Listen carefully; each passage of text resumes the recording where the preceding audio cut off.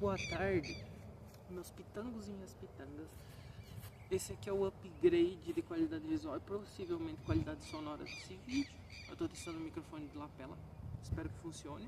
Eu não sei se está funcionando, eu testei, mas eu não sei se está funcionando. Também estou testando a câmera ficar estabilizada no tripé, que eu já tinha feito outra vez, mas dessa vez eu aprendi a regular ele, então o negócio tá da hora. Bom, então esse aqui é o meu terceiro vídeo do meu canal. Eu tava tentando puxar uma pauta sobre por que a militância política de esquerda não ataca favelado nem preto. Tá, eu sou pardo, eu posso falar de preto assim, então foda-se se você não gostou. Nossa, é tão libertador isso, foda-se mesmo. Então eu tava tentando puxar essa pauta, só que não saiu bom o suficiente. Eu comecei nas minhas divagações quando tava escutando as músicas do MC Kevin. Tava pensando que se ele tivesse vivo, ele provavelmente ia estar nessa vibe da União dos Famosos de tirar tatuagem, limpar a imagem, esse tipo de coisa. Ia ser muito interessante ver esse negócio, porque possivelmente ele ia ser uma espécie de Kanye West brasileiro assim.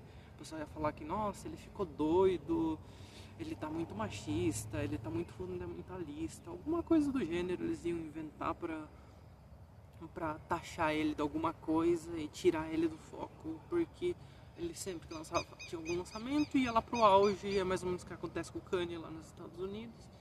Então ia ser uma coisa parecida a isso, ia ser muito engraçado. Mas provavelmente aconteceu aquela porcaria lá, ele deve ter sido empurrado da janela drogado, porque teorias são teorias, não interessa a morte desse cara aí. Até porque eu não acompanho ele, não acompanho esse nicho lá. O Podpah morreu. O Podpah já foi um podcast legal no comecinho, quando eles tentavam ter o mínimo de neurônio. Só que hoje em dia se resumiu basicamente a dois gordos falando merda e simplesmente concordando com tudo que a mídia fala e todas as pessoas que vão lá falam.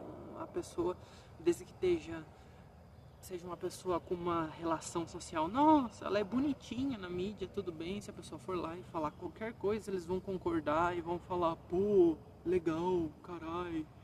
Alguma gíria paulista estúpida.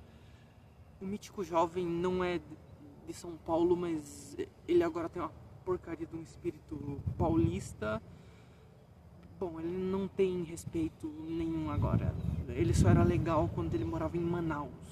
E ele fazia um monte de porcaria, ele saía de moto, ele bebia, ele quebrava ventilador em live stream, é isso que ele era legal. Hoje em dia ele virou uma pessoa que não merece respeito. O Igão era um moleque louco lá de São Paulo e também, agora ele virou uma decepção. É mais ou menos a decepção que eu tive com o Jovem Nerd e com o Azaghal. Eles basicamente venderam a empresa, começaram a viver com o dinheiro de vender basicamente a alma deles para uma empresa, que é a Magazine Luiza, que depois que comprou o Jovem Nerd, a empresa simplesmente foi pro saco, culturalmente. A cultura de todas as pessoas que acompanhavam foi pro saco. Eles não respeitaram a vontade dos fãs. Todos os fãs que tinham uma cultura nerd e acompanhavam religiosamente todo o conteúdo deles começaram cada vez a se decepcionar mais, porque eles começaram a defender um monte de pauta que nem eles acreditam. Um Azaghal que defendia pessoas caçarem bandidos nos Estados Unidos, ele hypava, aquele cara hypava.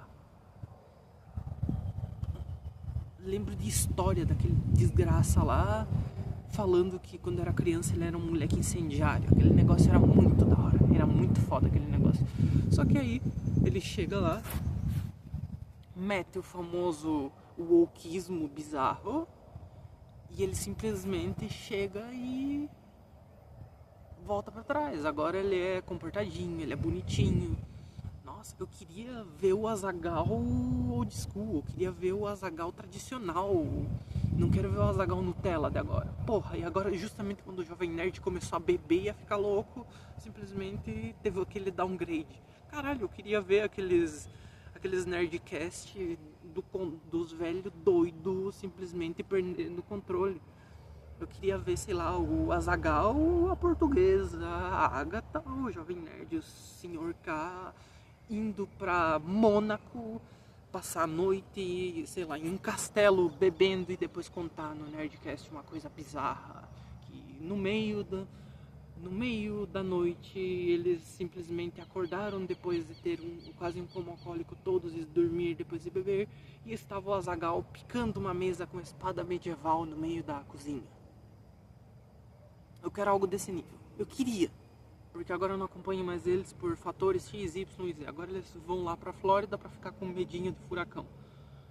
Até aí, se vocês ficarem falando, ah, mas você não mora aqui, você não sabe. Um dia eu vou passar na porra do furacão à noite num supermercado.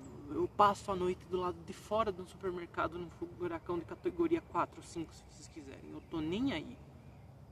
Até tem um certo objetivo com isso aí, mas não vem ao caso, isso é uma coisa só minha. Então foda-se, eu não vou falar nisso aqui. Embora eu pudesse, porque essa porra é minha. É muito da hora. Enfim. Caralho. É mais fácil do que eu imaginava isso aí. É basicamente só falar as loucuras da minha cabeça. Não é só falar isso, na verdade tem que fazer sentido, senão as pessoas não vão entender a porra que eu tô falando. Mas... voltando ao assunto. Você tá lá. Você tem todos os teus ídolos assim. Você tem um MC Kevin, você tem um MC Riel, você tem o Hariel, você tem o Lan, que por sinal ele é uma pessoa muito inteligente, ele simplesmente só lucrou em cima de toda essa porcaria do mundo do funk, da fama do Brasil. E ele é muito acima da média por causa disso. Só que, pô, tatuagem até a orelha, tatuagem na cara, linguagem chula, mesmo ele sabendo um monte sobre teoria musical. Tá, ele coloca isso nas músicas, mas não fica claro. É uma camada, é um overlay de muita putaria e muita merda em cima, então você não consegue distinguir o que presta dali. É a mesma coisa que o MC Livinho. Ele é um gênio musicalmente, só que simplesmente ele baixa e chafurda na lama junto com os porcos. Porque dá mais dinheiro. Esse é um sinal que esse país é bem bosta em relação à cultura. É gostoso você sair na rua e você ver as pessoas curtindo na distribuidora, na esquina, tomando as pingas deles ali no final de semana, mas basicamente eles só estão fazendo aquilo ali para descomprimir de uma semana de merda. Porque eles não têm esperança nenhuma na vida. Eles simplesmente vão ficar fazendo aquilo ali pelo resto da vida deles. Porque eles não têm coragem de mudar o mínimo que seja. O único inteligente ali é o dono da distribuidora, que muitas vezes ele tem uma condição financeira pior do que os bêbados que estão bebendo a bebida dele. Porque ele subiu o padrão de vida dele sendo um microempresário, e subindo o padrão de vida dele, ele também subiu os gastos dele. Então ele não conseguiu fazer uma matemática básica ali. Ele tem 2 casamentos fracassados e 3 filhos para os quais ele paga pensão.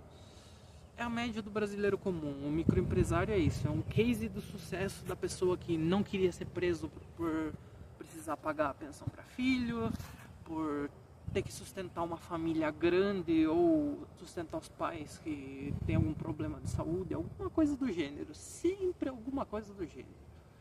O empresário brasileiro só funciona quando a água bate na bunda. A gente é um país cheio de histórias assim.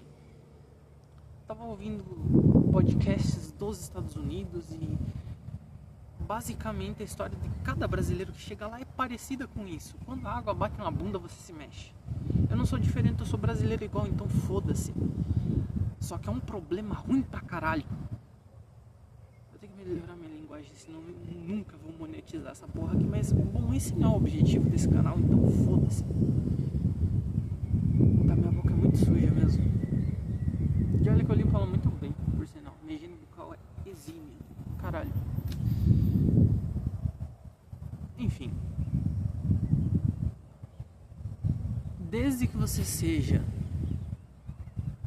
uma pessoa minimamente bonitinha, arrumada por fora, porque você tem todas essas figuras do funk, que elas começaram a ser introduzidas por uma Fátima Bernardes, por uma Patrícia Poeta, agora que eu encontrei dela. Olha que curioso. por programas assim, basicamente, a TV brasileira começou a introduzir essas subcelebridades, entre aspas, e aí depois que a gente chegou na época do Instagram, lá em 2014, por aí, depois migrou pro TikTok, o negócio só acelerou. Agora, basicamente, você viraliza com algum tipo de porcaria, vídeo mendigo Givaldo comedor, que ele viralizou por ele literalmente abusar de uma mulher incapaz. E aquela mulher lá, entre aspas, tá, tudo bem que ela podia ser infiel ou isso ou aquilo, só que morador de rua, sujo, não entra muito na cabeça, sabe? Ela podia ter traído com qualquer cara da academia do cara, com qualquer pessoa minimamente saudável, não sei. Mas ela pegou um morador de rua. Isso não é comum. Mas voltando ao caso, você tem caso disso, você tem o caso da Deolane, que viralizou e ficou famosa por causa da morte do marido.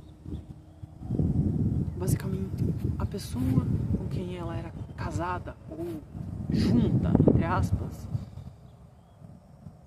fez ela viralizar.